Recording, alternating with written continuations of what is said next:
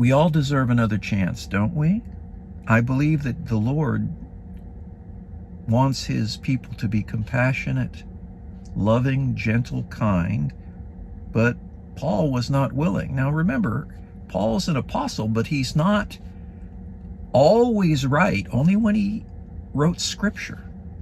Barnabas, the son of consolation, and also this was family, said, let's give him another chance, Paul.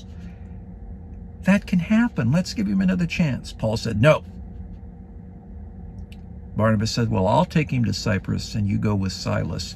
And the team was split. Now, on the surface, that looks bad, but God is working. After this period of time, John Mark met up with another person. And every one of you will know who this person is. John Mark met up with Peter. And we learn from the earliest fathers, his name is Papias, that Peter put his arm around John Mark and said, hey, John Mark, will you help me? I speak mostly Aramaic,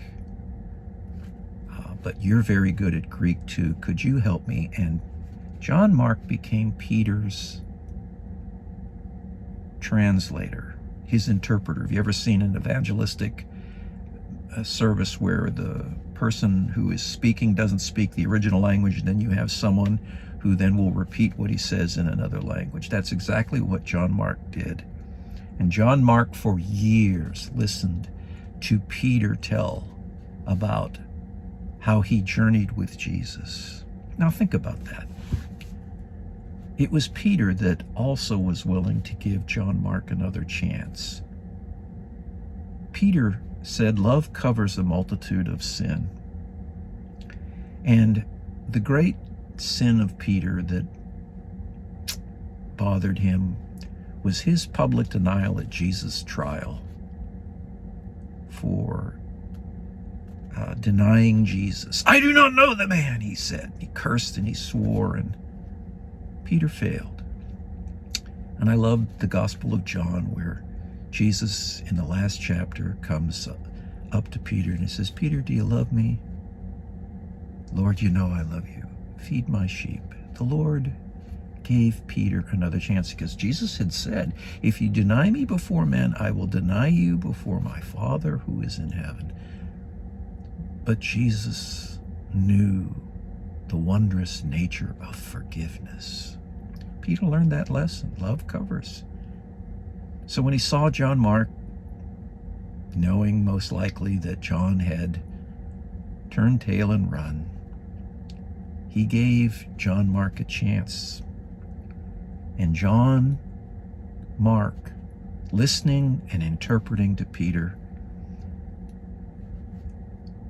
took the things that Peter said and wrote it down in his gospel. So really what's behind John Mark, or Mark the gospel, is the preaching of Peter and all that Peter saw during his journey with Jesus. You are sitting at the feet of Jesus. And why do we have the Gospel of Mark?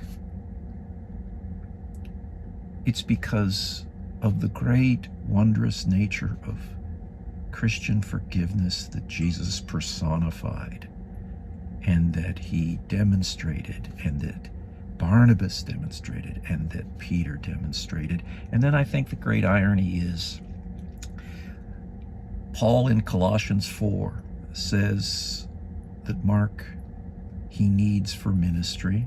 And in 2 Timothy 4 he says, Mark is useful for my ministry when Paul was in prison. You know what he found out? That Mark, who was given another chance, excelled in ministering for the Lord, and Paul found that out. So behind the Gospel of Mark is a wondrous story of love and forgiveness.